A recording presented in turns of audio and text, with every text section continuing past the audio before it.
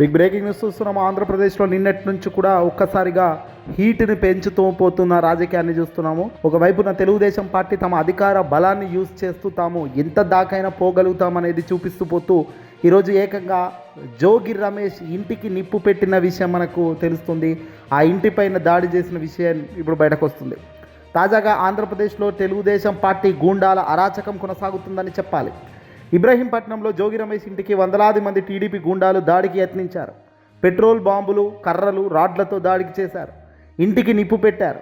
ఈ ఘటనలో జోగి రమేష్ నివాసం అగ్ని ప్రమాదం చోటు చేసుకున్న మంటలు, పొగలు ఎగిసిపడుతున్నాయి.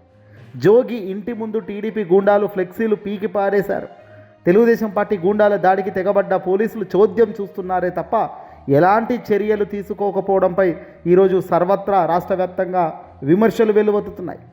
ఘటన జరిగే సమయంలో జోగి రమేష్ తండ్రి, ఆయన సతీమణి, పిల్లలు ఇంట్లోనే ఉన్నారని, జోగి రమేష్ తిరుపతిలోని చెవిరెడ్డి భాస్కర్ రెడ్డి నివాసంలో ఉన్నట్టుగా తెలుస్తుంది. పెట్రోల్ బాంబులు వేసిన తన కుటుంబాన్ని హత్య చేసేందుకు కుట్ర జరుగుతుందని మాజీ మంత్రి జోగి రమేష్ ఆవేదన వ్యక్తం చేశారు. కృష్ణా జిల్లా ఇబ్రహీంపట్నంలో జోగి రమేష్ ఇంటిపై పెట్రోల్ బాంబులతో దాడులకు తెగబడ్డారు. అయితే ఈ దాడుల్ని జోగి రమేష్ ఖండించారు. ఘటన జరిగే సమయంలో తిరుపతిలో మాజీ ఎమ్మెల్యే చెవిరెడ్డి భాస్కర్ రెడ్డి నివాసంలో ఉన్న ఆయన వెంటనే మీడియాతో కూడా మాట్లాడారు. చంద్రబాబు, లోకేష్ నన్ను చంపేయాలనుకుంటున్నారా అంటూ కూడా ప్రశ్నించారు. ఆంధ్రప్రదేశ్లో విధ్వంస కాండ జరుగుతుందని, నా ఇంటిపై టీడీపీ గుండాలు దాడికి పాల్పడ్డారని, దాడులు చేస్తుంటే పోలీసులు చోద్యం చూస్తున్న విధానం చూస్తుంటే నిజంగా సిగ్గుతో తలదించుకోవాలి మీరంతా అని కూడా ఆయన అన్నారు. చంద్రబాబు సారథ్యం, నారా లోకేష్ నేతృత్వంలో రాష్ట్ర వ్యాప్తంగా ఎప్పుడూ జరగని రీతిలో దాడులు జరుగుతున్నాయని, మాజీ మంత్రుల ఇంటికే నిప్పు పెట్టే పరిస్థితికి వచ్చింది అంటే ఈ ఎక్కడి దాకా వెళ్ళిందో అర్థమవుతలేదు అన్నారు. చంద్రబాబు, నారా లోకేష్ నన్ను చంపాలనుకుంటున్నారా?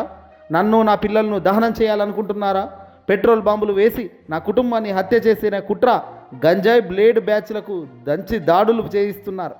ప్రభుత్వమే పెట్రోల్ బాంబులు వేస్తుంది. మా ఇళ్లపై దాడులు చేస్తే వైసీపీ జెండానే వీడుతామా? వైఎస్ఆర్సీపీ మా జగన్ అడుగుజాడలో నడిచే వాళ్ళం మేమంతా. ప్రజా గొంతులకై నడుస్తాం. ప్రజల గొంతులకై దాడులు ఎన్ని చేసినా తట్టుకుంటాం. మీ దాడులకు ప్రజలు క్షమించరు. ఇప్పటికే మీరు హద్దు మీరిపోయారు. వైసీపీ నేతలు జైల్లో పెట్టి రాక్షసానందం పొందుతున్నారు. ఏడాది కాలంలోనే ప్రజల్లో అసహనం పెరిగింది. లోకేష్ నీ పిల్లి చేష్టలు, రాక్షసానందం మానుకో అంటూ జోగి రమేష్ సీరియస్ అయ్యారు. ఈ దాడులను రాష్ట్ర ప్రజలు తీవ్రంగా ఖండిస్తున్నారని, ఆ కారణంగా జైలు జీవితం కూడా అనుభవించాం. ప్రజల్లోనే ఉంటాము, ప్రజలతో మమేకం అవుతాము. దాడులు జరుగుతుంటే పోలీసులు కళ్ళకు గంటలు కట్టుకొని చూస్తున్నారని, పోలీసుల ప్రేక్షక పాత్రే ఇక్కడ అంతకన్నా దారుణమన్నారు. జరగరాంది జరిగేదాకా ఇవన్నీ ఆగే పరిస్థితిలో కనిపించడం లేదు. ప్రస్తుతం లా అండ్ ఆర్డర్ పూర్తిగా దెబ్బతిన్న పరిస్థితి కనబడుతుంది. పోలీసులు అయితే టీడీపీకి ఒత్తాసుగా చేరి వాళ్ళను ఏమీ అనే పరిస్థితి అయితే లేదు.